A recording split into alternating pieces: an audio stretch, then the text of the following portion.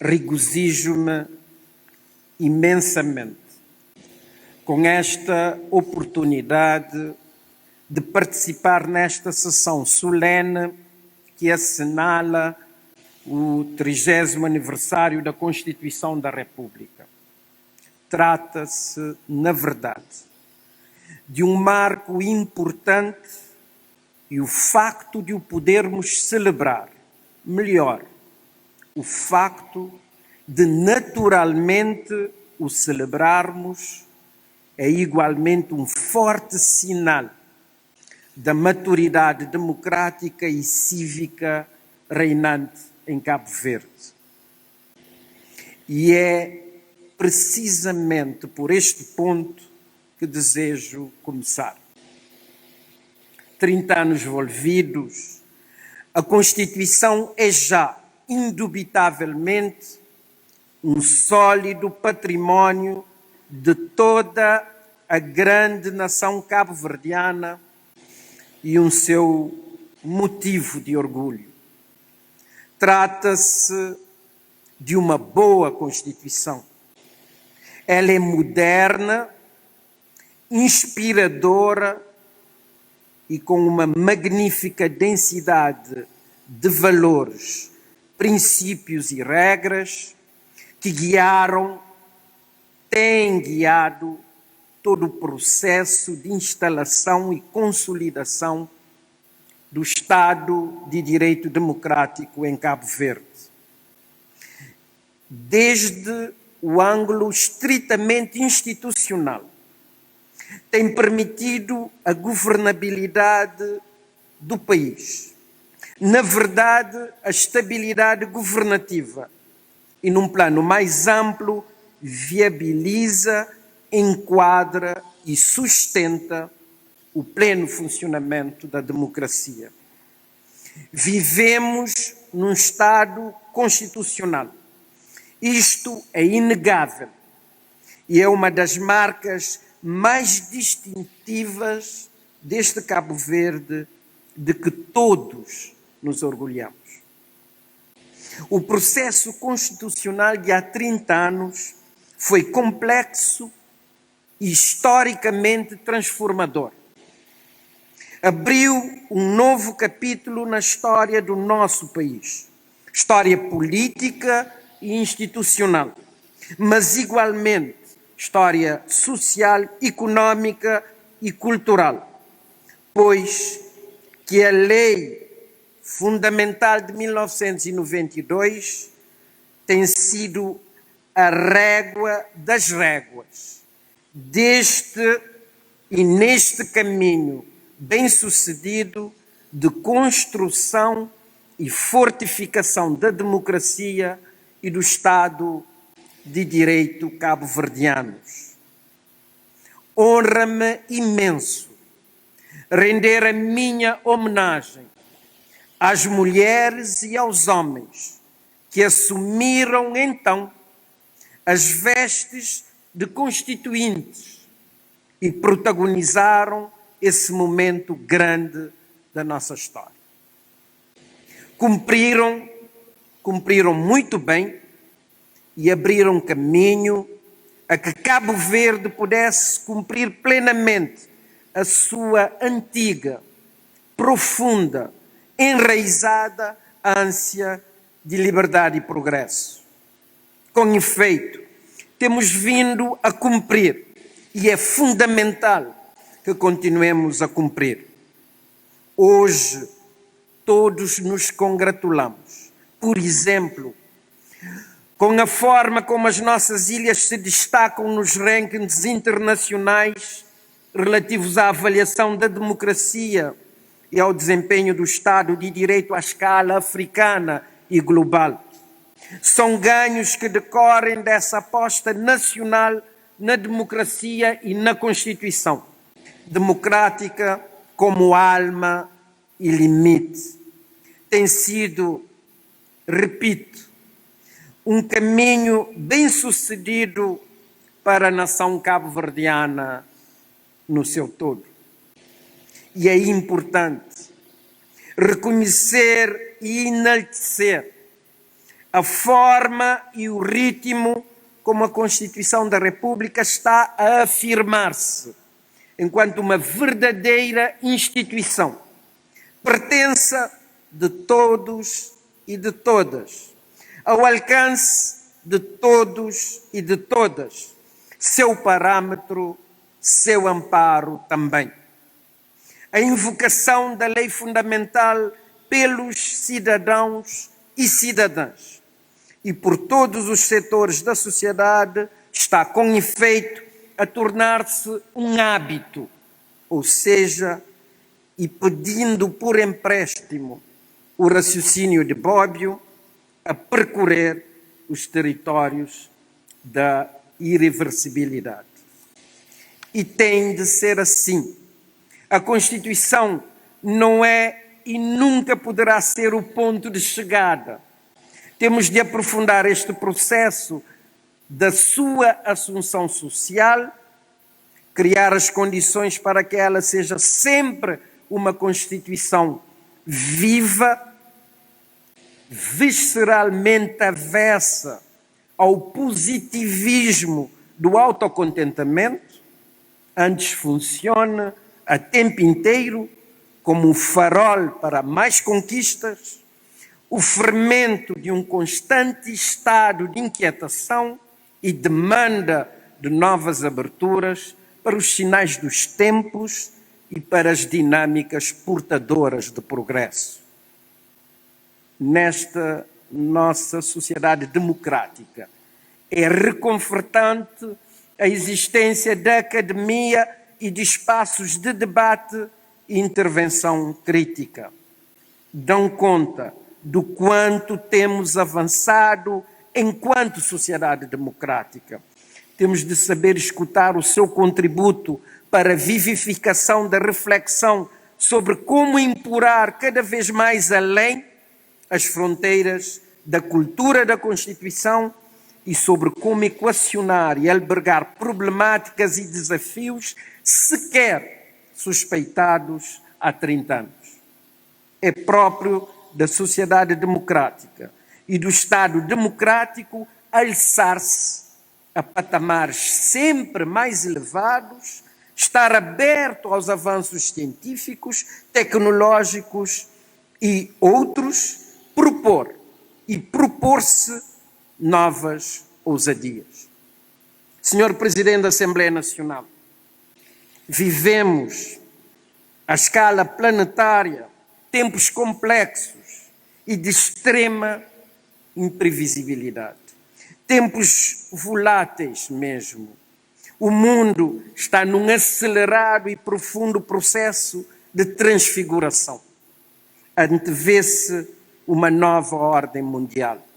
É essencial perceber e preparar-se.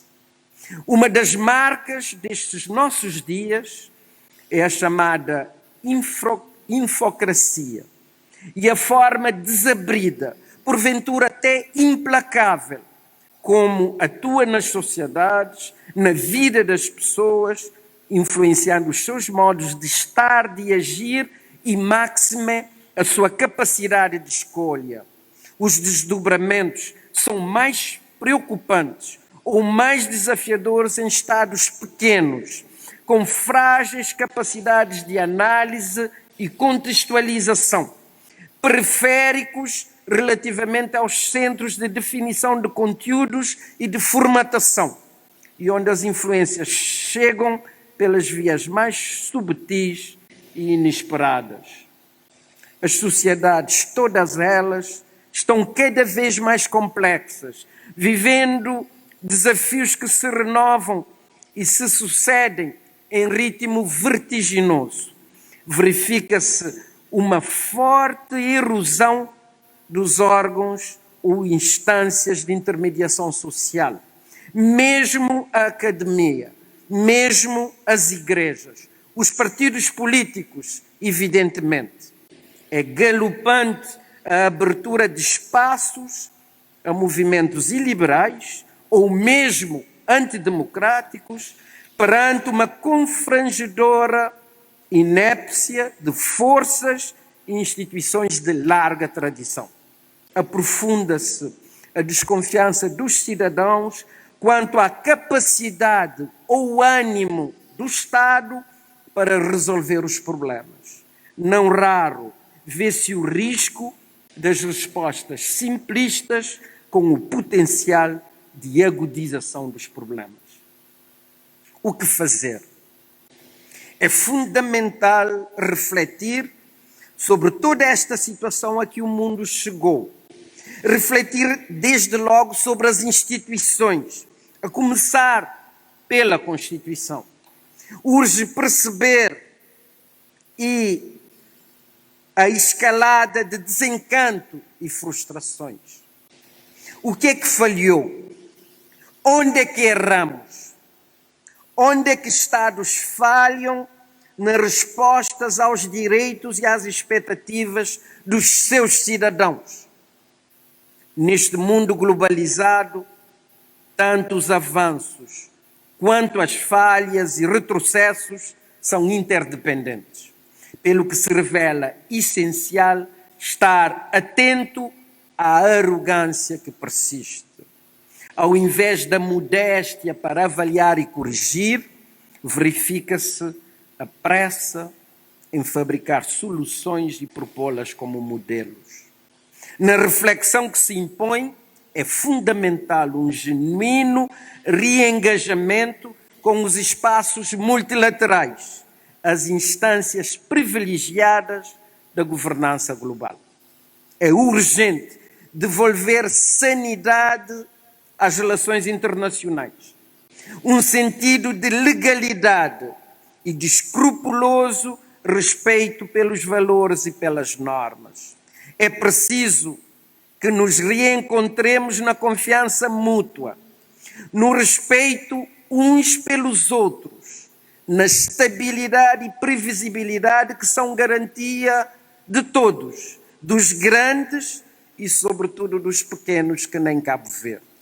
Falo, por conseguinte, da reflexão serena e com desprendimento, com sentido de futuro, este bem inestimável que temos a obrigação de entregar às gerações vindouras que nos concederam por empréstimo, como ensina a sabedoria africana.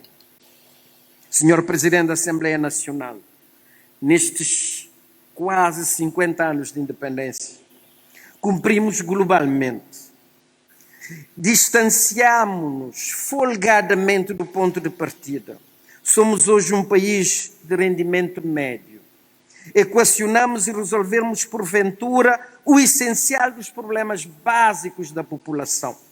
Outros problemas e desafios têm surgido neste processo de busca e construção do desenvolvimento.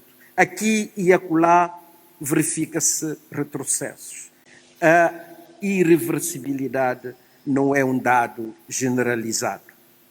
Penso que a celebração dos 30 anos da Constituição é contexto mais do que oportuno e apropriado para percebermos que é chegado o tempo para profundas mudanças.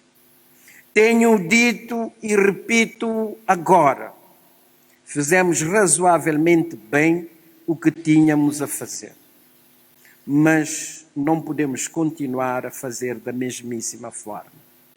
Não podemos persistir na gestão do status quo, na gestão corrente do que já temos e de pequenos e eventuais passos em frente.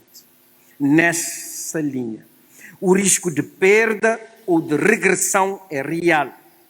Muito pelo contrário, temos de ousar, temos de revolucionar na formulação das políticas públicas e sua execução.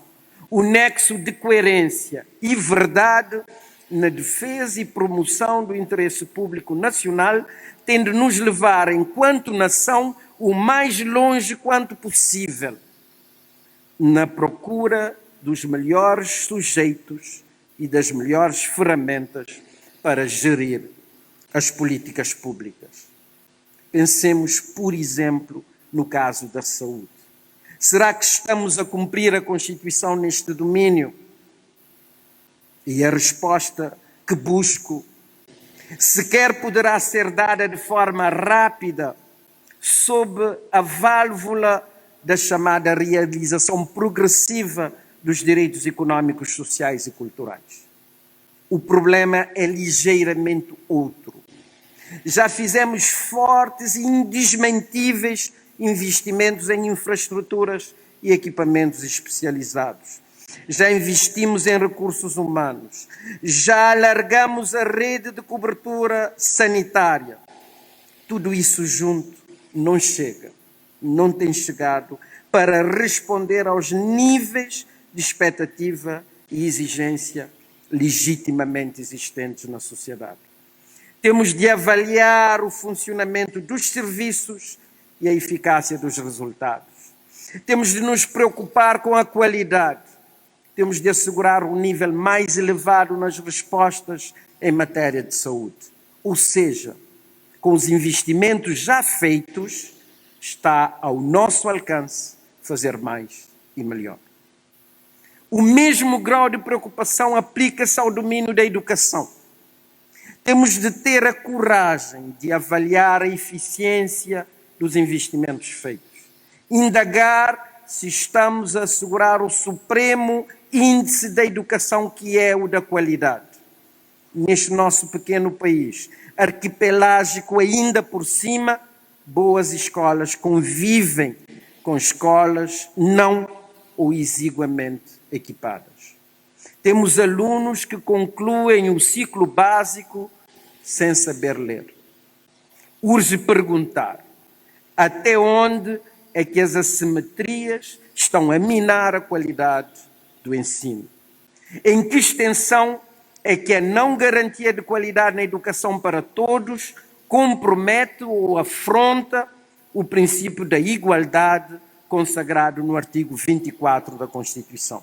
Mas mais, até quando adiaremos a criação de consensos fundamentais, consensos da República sobre matérias deste JES, que têm que ver não apenas com a realização da Constituição, quanto igualmente com a garantia do nosso futuro enquanto comunidade nacional.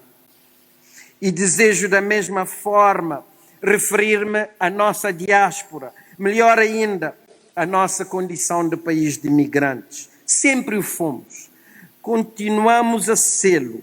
Historicamente, fomos sendo obrigados a buscar condições de vida em longínquas paragens. Na verdade, as secas e a fome exerceram na nossa vida coletiva uma violência extrema, moldando o nosso destino. Fomos forçados a partir. Na literatura consagrou-se a expressão evasão. Naturalmente, a Constituição da República incorpora a nossa dimensão diaspórica e, no âmbito das tarefas do Estado, estabelece injunções muito precisas. Mas não apenas sob esse ângulo do dispositivo constitucional relativo à universalidade dos direitos, liberdades e garantias. Artigo 23, recordemos o seu número 2. Os cidadãos cabo-verdianos que residam ou se encontrem no estrangeiro gozam dos direitos, liberdades e garantias e estão sujeitos aos deveres constitucionalmente consagrados que não sejam incompatíveis com a sua ausência do território nacional. Temos de poder perceber e assim resolver tudo quanto ainda impeça a plena realização dessa que é, afinal, uma enorme riqueza da nação, a sua condição de pequeno Estado com uma extraordinária diáspora. Por que razão as competências dos nossos irmãos e das nossas irmãs emigrantes, especialistas em diferentes áreas do saber, ainda não influem decisivamente para a garantia da qualidade, por exemplo, do nosso sistema de ensino ou para a modernização das prestações de serviço no domínio da saúde? O que é que nos impede de avançar? Por que razão hesitamos em construir uma relação ousada, inovadora, porventura única, de um pequeno Estado insular com uma diáspora imensamente pujante e credibilizada por esse mundo afora. Mas podemos dizê-lo de modo afirmativo. A realização da Constituição no atinente à garantia do desenvolvimento para todos e todas passa necessariamente pela construção de uma nova e ousada relação com a nossa diáspora. E devo referir-me a uma dimensão que resulta dos desafios do mundo dos nossos dias. No mundo globalizado, um mundo plano, como já se defendeu, feito de fronteiras porosas. As pessoas persistem na sua liberdade de ir e vir, de trabalhar onde lhes seja mais favorável ou apenas possível. Valem-se da sua condição de cidadãos do mundo. Apesar de todas as restrições em determinadas latitudes, com motivações racistas e xenófobas, a verdade é que existe um movimento irreprimível que se reclama da liberdade de circulação e estabelecimento. Nesse nosso arquipélago de migrantes, tradicionalmente cosmopolita, temos de perceber os sinais dos tempos, mas temos, sobretudo, de perceber os problemas que ainda persistem aqui no nosso espaço e agir sobre eles. Para os nossos jovens, a procura de um modo de vida num outro país tem de ser por opção, não porque as oportunidades não existam, ou muito menos ainda, por perda de esperança no país. Ou seja, também deste ponto de vista, é fundamental indagar se estamos a cumprir a Constituição. Senhor Presidente da Assembleia Nacional, claramente não estamos a cumprir a Constituição no atinente à língua cabo-verdiana. Ela é a coluna vertebral da nossa identidade nacional. É o elo de união neste nosso Cabo Verde transterritorial. Goza de uma indesmentível e crescente pujança na sociedade, no mundo oral é evidente e cada vez mais no da escrita, vive e renasce todas as manhãs nas nossas manifestações culturais, da música às artes cênicas. Todavia persistimos enquanto poderes públicos, por ação ou omissão, nesta afronta aos direitos linguísticos desta nação crioula, que na verdade deu a criolidade ao mundo. Algo não está bem, convenhamos. Algo precisa ser corrigido. Acaso não serão suficientemente precisos os comandos constitucionais específicos à matéria? Refiro-me ao artigo 7º, a linha I, e ao artigo 9º. Como quer que seja, o Estado tem de, melhor cedo que tarde, compaginar-se como o Estado de uma nação crioula, assumindo as consequências de uma verticalidade e de uma determinação de agir que serão, antes de mais, homenagens diretas ao que nos é de mais radical no rigoroso sentido da expressão enquanto povo. Senhor Presidente da Assembleia Nacional, desejo igualmente acercar-me da Constituição pelo caminho da proibição da discriminação. Quem quer que ajuize com serenidade e sentido crítico não poderá desconhecer o sentimento de injustiça ou de deficiente cumprimento que tem angustiado os cidadãos relativamente a determinados bens constitucionalmente salvaguardados. O acesso à justiça e sua realização em tempo útil, por exemplo, mas igualmente o direito a não ser discriminado no acesso e exercício de cargos na administração, bem como a prestação de serviços por esta.